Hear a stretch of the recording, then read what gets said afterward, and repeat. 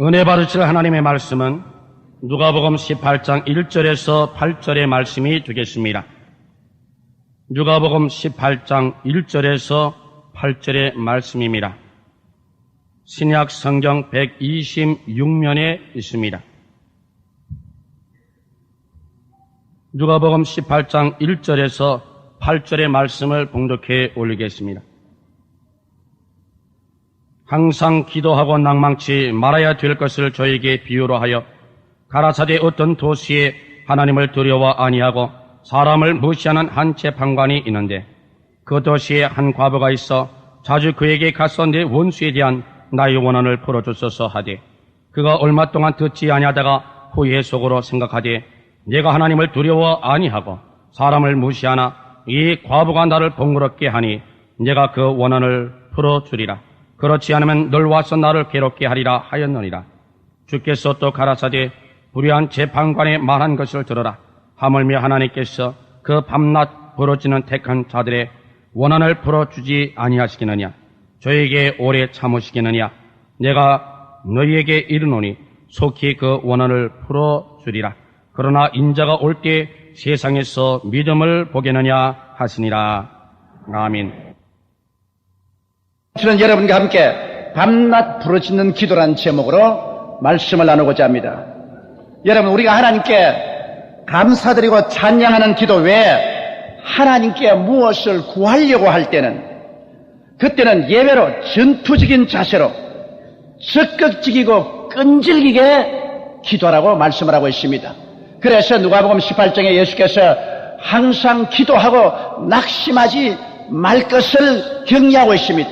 그 예로서 한 도시에 한 과부가 있었는데 불의를 당하여 억울해서 그 도시의 재판관에게 와서 나의 억울한 사정을 해결해 달라고 호소했습니다. 그러나 그 재판관은 무신론자였습니다.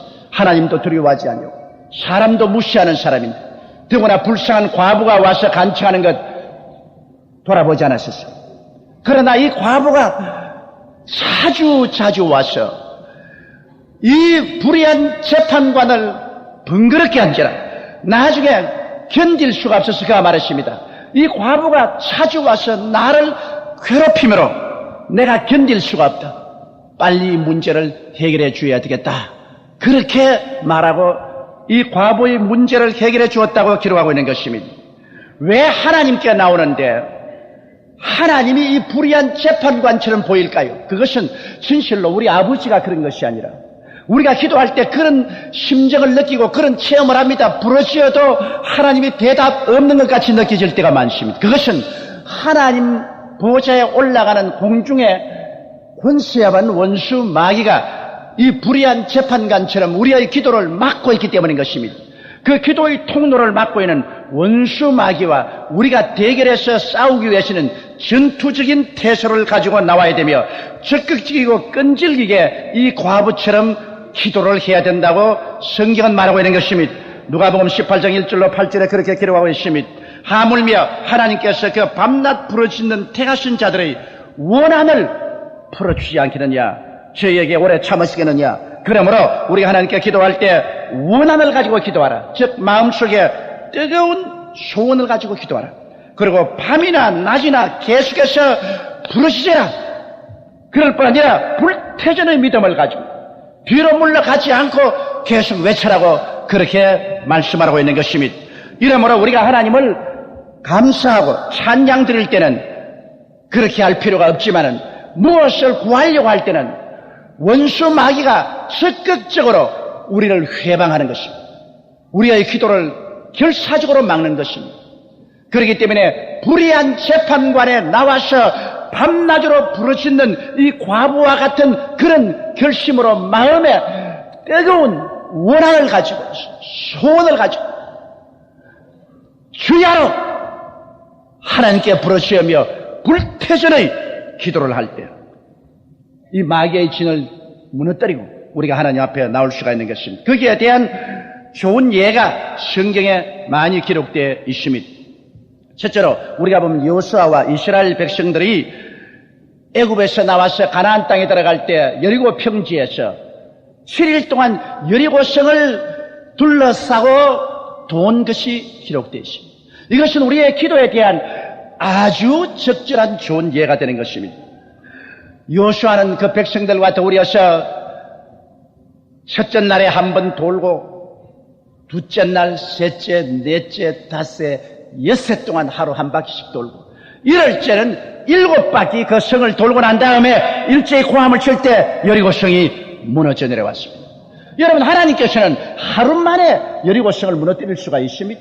그런데 하루 만에 무너뜨리지 않고 왜 7일 동안 여리고를 돌게 하고 7일째는 7바퀴 돌게 하고 여리고성이 무너지게 했을까요? 왜냐하면 하나님께서는 우리의 기도를 응답하시기 전에 온전한 믿음을 가지고 기도하는지 아닌지 시험해 보시는 것입니다. 믿음이 진짜인지 가짜인지는 인내를 통해서 증명이 될 수가 있는 것입니다. 야고보서 1장 3절에 너희 믿음의 시련이 인내를 만들어낸 줄 너희가 알미라고 말한 것입니다. 믿음은 시련을 당해서 인내가 살아있는 온전한 믿음이 되게 하는 것입니다. 그렇기 때문에 우리가 하나님께 기도할 때 하나님께서는 여리고성을 도는 것처럼 우리가 인내를 가지고 진짜 믿음으로 하나님 앞에 나왔는지 안 왔는지를 시험해 보시는 것입니다. 이스라엘 백성이 여리고성을 도는 장면을 우리는 상상해 볼 수가 있습니다. 아마 첫째 날 그들이 여리고성을 돌면서 그 철벽성을 눈으로 보았을 것입니다. 야, 이렇게 철벽성이 무너질 수가 있는가? 그들은 진에 와서 그것을 생각하고 기도했을 것입니다. 눈에 보이는 것을 극복하지 못했더라면 이튿날 그들은 그만 낙심하고 돌지 않았을 것입니다. 그러나 그들은 진에 돌아와서 눈에 보이는 그 성벽에 대한 것을 기도하고 거기에 대한 불안과 공포를 극복했습니다. 이튿날 또 그들이 성을 돌 때 성에 있는 모든 여리고의 군대들과 경찰들과 그 백성들이 이스라엘 백성을 조롱하고 고함을 칩니다. 그들은 잘 먹고 잘 입고 무장을 잘했습니다. 광야를 통해 온 이스라엘 백성들보다 훨씬 더 건강해 보이고 더 무장이 잘 돼 있고 더 튼튼해 보입니다. 그래서 그들의 조롱하는 소리와 천지를 진동하는 고함 소리를 듣고 난 다음 이스라엘 백성이 진에 돌아와서 과연 저 성이 무너질 것인가? 저 성을 정복할 것인가? 그것을 생각하고 또 기도하고 거기에 대한 염려와 근심을 그들은 극복을 해야 됐었습니다. 그렇지 않았다면 사흘째는 돌지 않았을 것입니다. 그러나 또 일어나서 사흘째 그 성을 도는데 가만히 보니까 분위기가 절대로 무너질 것 같지 않습니다. 사흘째 돌고 와서 지내와서 그들은 또 염려합니다. 전체적인 분위기를 볼 때 무너질 아무런 징조도 보이지 않습니다. 그래서 그들은 또다시 거기에서 염려하고 근심하며 기도해서 그 분위기를 극복한 것입니다. 나흘째 돌 때는 또 그들에게 심한 의심이 다가왔습니다.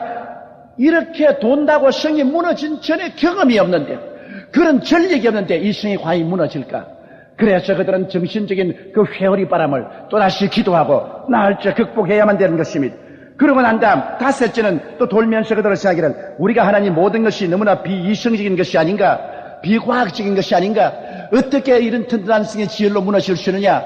그래서 이성적인 공격을 당하고도 그들은 그것을 또 기도하고 또 극복해야만 되는 것입니다. 여섯째는 아무리 해도 아무 느낌이나 징조가 없는데 이게 과연 우리가 헛수고하는 것이 아닌가? 지금까지 6번째 도는데도 아무 징조가 없지 않느냐? 이게 헛수고 아니냐? 그러한 마음의 불안과 공포가 있을 것입니다. 그들은 또다시 지내와서 기도하고 그것을 극복해야만 되는 것입니다. 1회째 이제 도는데 그들은 끝까지 말씀을 믿어 볼만한가? 정말 눈에는 아무 증거 안 보이고 귀에는 아무 소리 안 들리고 손에 잡히는 없는데 말씀만 믿고 돌아도 될 것인가? 그러한 마음의 회오리 바람을 그들은 기도와 믿음으로 극복을 해야만 했을 것입니다. 그래서 마지막 7일날 7바퀴를 돌고 난 다음 그들은 믿음이 완성되었습니다. 모든 의심과 불안을 극복하고 마음속에 깊은 평안의 믿음에 도달했을 때 그들의 고함소리는 천지를 진동하는 고함소리가 되었고 그 믿음 소리에 하나님께서는 말씀하셨습니다. 내 믿음대로 될지어다. 히브리서 10장 38절에 보면 오직 나의 의인은 믿음으로 말미암아 살리라. 또한 뒤로 물러가면 내 마음이 저를 기뻐하지 아니하라고 말씀한 것입니다. 히브리서 11장 1절로 2절에 믿음은 바라는 것들의 실상이요 보지 못하는 것들의 증거라고 말한 것입니다. 이러므로 그들이 완전한 믿음에 도착할 때까지 하나님은 이래 동안 여리고성을 돌고 그 모든 시련을 극복할 수 있는 그러한 시험을 해보신 것입니다. 우리는 그러므로 어떠한 문제를 가지고 기도할지라도 하나님께서 시간을 두고 우리를 7번 완전히 시험해 보십니다. 그 시험에 우리가 통과되어서 이제는 믿음에 완전히 있어서 눈에 아무 증거 안 보이고 귀에는 아무 소리 안 들리고 손에 잡히는 게 없어도 단호히 믿고 나설 수 있는 그런 믿음의 자세까지 도달해야 되는 것입니다. 그 다음 또한 우리의 기도는 왜 7일 동안이나 걸리냐 하면은 마귀의 배후 세력을 완전히 묶어버려야 되는 것입니다.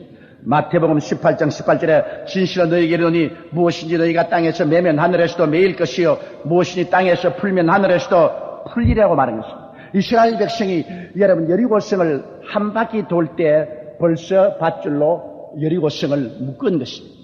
2바퀴 돌 때 벌써 2번째 챙챙 감은 것입니다. 3바퀴 돌 때 3번 믿음으로 마귀의 진을 감은 것입니다. 4바퀴 돌 때 4번 챙챙 감았습니다. 5바퀴 돌 때 5번째 감았습니다. 6바퀴 돌 때 6번 감았습니다. 7바퀴 돌 때 7번째 감으면서 7번을 다시 챙챙 감는데 여리고성에 있는 사람들은 입만 떡 벌리고 아무것도 모르고 있었습니다. 마지막 고함친 것은 챙챙 감은 그 믿음의 밧줄로 잡아 당긴 것입니다.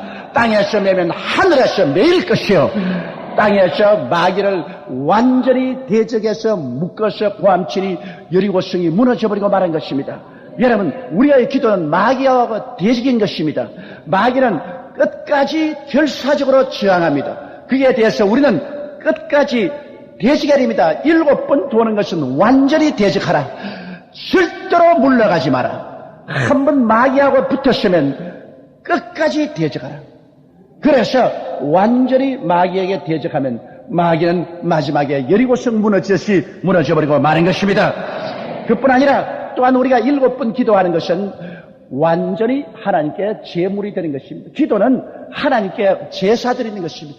제물을 드리는 것입니다. 구약시대는 짐승을 잡아서 죽여서 피를 흘려 제사를 드렸지만 우리는 산 제물로 드려야 됩니다. 제물이란 죽어야 되는 것이기 때문에 자기 고집이 죽고 자기 중심이 죽고 인본주의가 죽고 불순종이 죽고 완전히 하나님 그 발 앞에 내 자신을 내어놓고 온전히 순종하는 것을 말하는 것입니다. 우리가 하나님께 응답받는 기도를 받으려면 이처럼 하나님께 자기를 들여서 완전히 순종하는 그러한 삶에 들어가야만 되는 것입니다. 그렇지 않고서 자기 중심으로 쓰고 고집대로 자기 마음대로 살면서 하나님께 응답받으려고 하는 것은 잘못된 것입니다. 이러므로 살든지 죽든지 흥하든지 망하든지 성하든지 쇠하든지 주님 뜻대로 하시옵소서. 나는 죽을 것입니다. 온전한 순종이 있어야만 되는 것입니다. 그렇기 때문에 7번 여리고를 돈다는 것은 완전한 믿음에 도달하고 완전히 하나님께 앞에서 마귀를 대적하고 완전히 자기를 산 제물로 드릴 때까지 하나님께서 기다리시는 것입니다. 이러한 과정이 지나가면 성이 무너집니다. 여러분의 문제의 성이 무너집니다. 여러분의 고통의 짐이 무너지는 것입니다. 여러분의 생활과 무너지는 것입니다. 마귀의 진이 회파되는 것입니다. 거기에는 반드시 이와 같은 기도의 요건이 성립되어야 되기 때문에 항상 기도하고 낙심하지 말라고 예수께서 말씀한 것입니다. 둘째로 우리가 엘리야와 갈멜산에서의 7번 기도를 보시기 바랍니다. 왕상 18장에 보면은 3년 6개월 동안 이스라엘이 우상을 섬김으로 하나님이 진노하사 비를 내리지 않았습니다. 그때 엘리야가 아합왕에게 도전장을 던졌습니다. 아합왕과 그 아내 이세벨이 데리고 온 바알의 선지자 450인 아세라 선지자 400인을 갈멜산으로 모아와서 우리 시험하자. 불로 응답하는 신을 참 하나님으로 섬기자. 그래서 그들은 2 제단을 쌓고 송아지를 각을 따 얹고 시험을 했는데 바알의 제사장들이 오정이 되도록 부르짖어 기도해도 불이 임하지 않았습니다. 그러나 오후 소재 드릴 때 엘리야가 하나님 앞에 기도하며 하늘에서 불이 떨어져서 제물을 불새웠습니다. 그래서 모든 이스라엘 백성이 그게 엎드려서 야훼 그는 참 하나님이라고 고백을 했습니다. 여기에서 엘리야는 바알 선지자 450명을 잡아서 기손 시내가에 내려가 칼로서 그들 목을 다 쳐서 죽였습니다. 그러고 난 다음에 그는 갈멜산에 올라가서 3년 6개월 동안 안 온 메마른 땅에 비가 오도록 기도를 했습니다. 그런 기도를 할 때 한 번 한 것이 아닙니다. 한 번 기도하고 자기의 종을 상국대에 올라가서 징조가 보이냐고 하니까 안 보인다 그랬습니다. 두 번째 기도하고 또 보냈습니다. 세 번째 기도하고 또 보냈습니다. 네 번째 기도하고 또 보냈습니다. 아무 징조가 없습니다. 다섯 번째 기도하고 또 보냈습니다. 아무 징조가 없습니다. 여섯째 기도하고 또 보냈습니다. 아무 징조가 없습니다. 일곱 번째 기도하고 보내니까 저 바닷가에 손바닥만한 구름이 뜬 징조가 보인 것입니다. 여기에 엘리야는 결사적인 기도입니다. 성경에 보면 얼마나 그가 간절히 부르짖었던지 이 허리가 굽어져서 머리가 다리 사이로 들어가 버렸다고 말하는 것입니다. 여러분, 우리도 기도하면 너무나 간절히 기도하면 배가 그냥 아유 딱 등에 붙어버려요. 제가 옛날에 신학교 시절에 성령 받기 위해서 삼각산 쫙 꼭대기에 올라가서 밤새도록 부러지는데 나중에는 너무 부러지니까 해산한 여인같이 쫙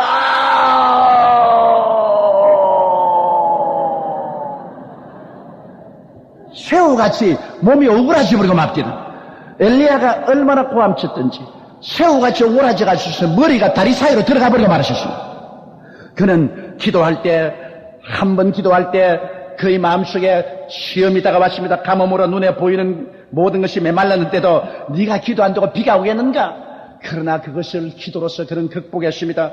그 다음에 자기 종이 와서 아무것도 안 보입니다. 그러니까 또 마음속에 의심이 들어옵니다. 햇빛이 불같이 내려 쬐이는데도 너가 믿겠는가? 그러나 그것을 또 극복하고 그는 부르짖고 종을 보냈는데 또 아무것도 안 보인다고 하니까 그 다음 마음속에 하늘이 녹같이 푸른데 너 그래도 믿어서 뭐가 되겠는가? 그러나 그것은 또 자기가 기도로서 그것을 극복하고 또 부르짖어 기도하고 종을 보냈는데 내려와서 아무 흔적도 없습니다. 그러자 그 마음속에 또 마귀의 시험이 다가왔습니다. 야, 이 사람아, 3년 6개월 가뭄이 갑자기 해결되겠는가? 웃기는 소리 하지 마라. 그러나 그것을 또 극복하고 그는 부르짖어 기도하고 종을 보내는데 또 와서 아무 징조도 안 보인다고 말합니다. 그러니까 마음속에 또 마귀가 와서 속삭입니다. 기도로 비가 온다는 것은 비이성적인 것이 아닌가? 기도로서 무슨 비가 오는가?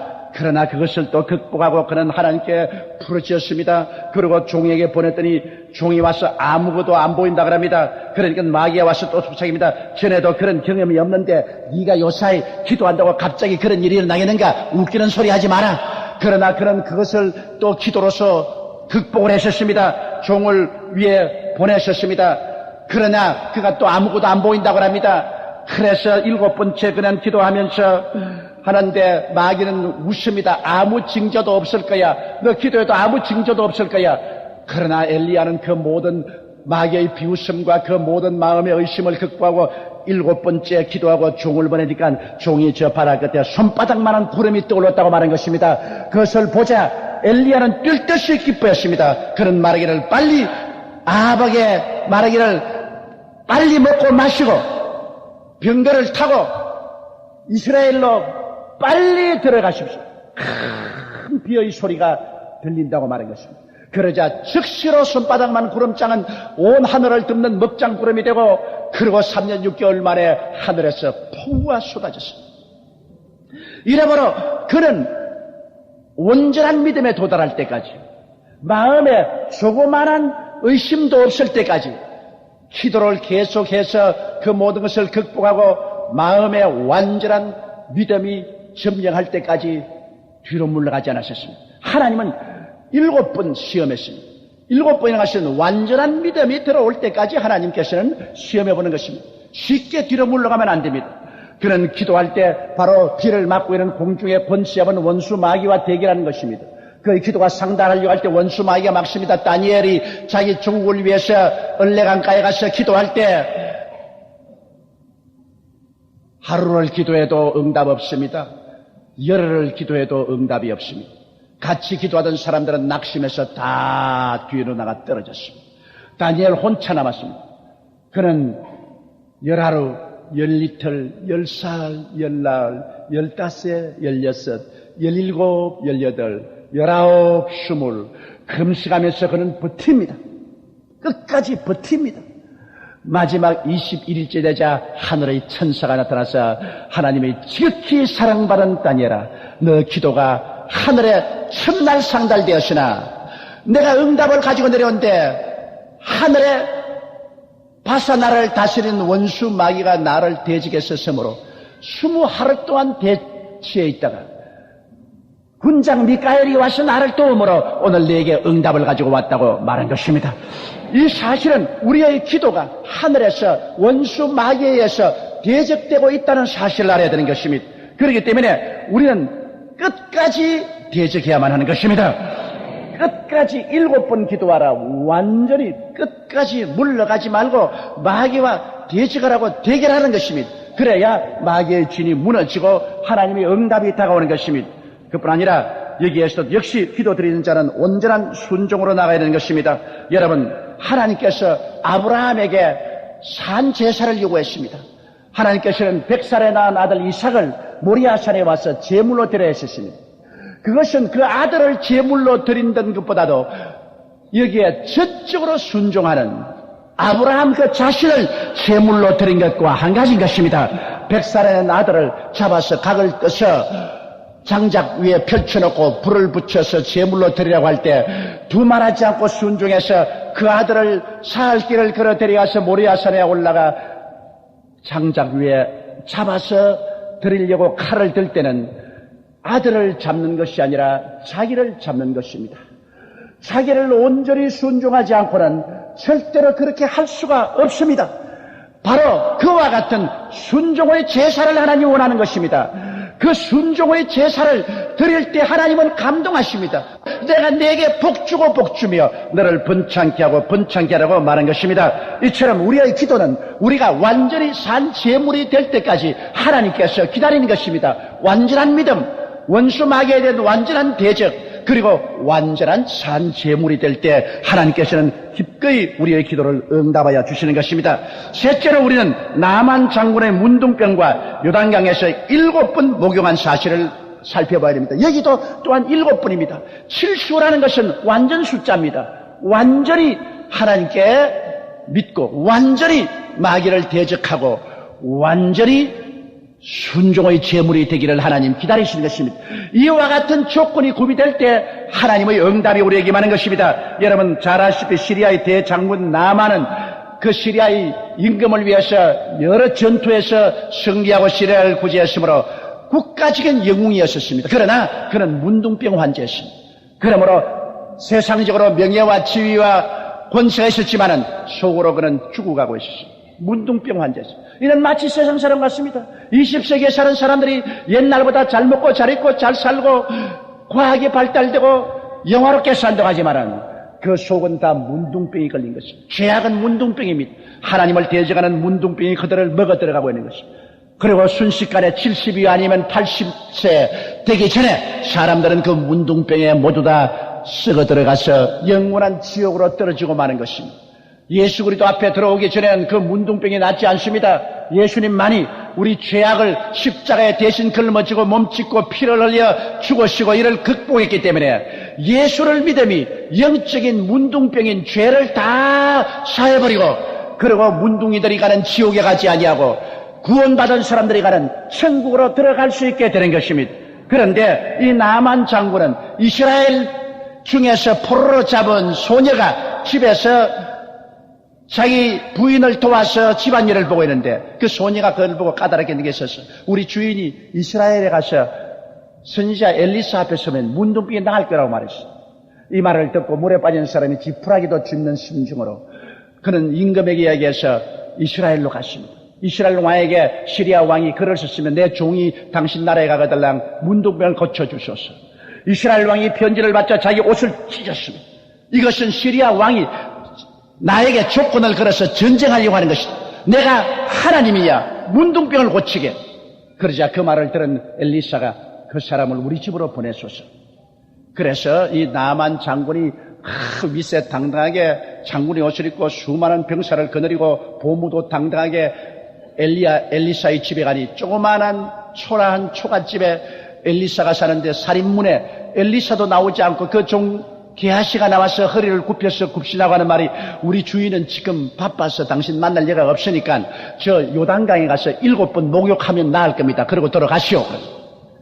이 말에 나만 장군은 노발대발했습니다. 내가 그래도 시리아의 대장군인데 모처럼 이렇게 먼 길을 찾아왔는데, 엘리샤가 나와서 거룩한 물을 뿌리고, 그러고 손을 흔들어 안수해서 고쳐줘. 뭐, 나를 보고 요단강에 가서 7번 목욕하라고? 우리나라의 아바라강이나 바르바라 강망이 얼마나 맑고 좋으냐? 물에 목욕해서 나을 바에야 거기서 목욕해 낫지. 여기에 흙탕물인 요단강에 가서 내가 흙탕물을 일으키면서 목욕하라고? 웃기는 소리 하네. 나는 간다. 가만 안 두겠다. 그래서 분개하여 돌아서자 그 군사들이 말씀, 아버지요. 이보다 더 어려운 일 하기도 할 것인데 요단강에 7번 목욕하라 근데 그건 못할 것 어디 있습니까? 제발 좀 하세요. 하도 간청하기 때문에 그 간청을 듣고서 그는 장군의 옷을 입고 그리고 투구를 쓰고 요단강물에 들어가게 된 것입니다. 여기에서 그가 이제 7번 목욕하는 것은 하나님 앞에 믿음이 완전한지 시험 당하는 것입니다. 완전히 원수 마귀를 대적하는지 시험해 보십니다. 완전한 순종을 하는지 시험해 보는 것입니다.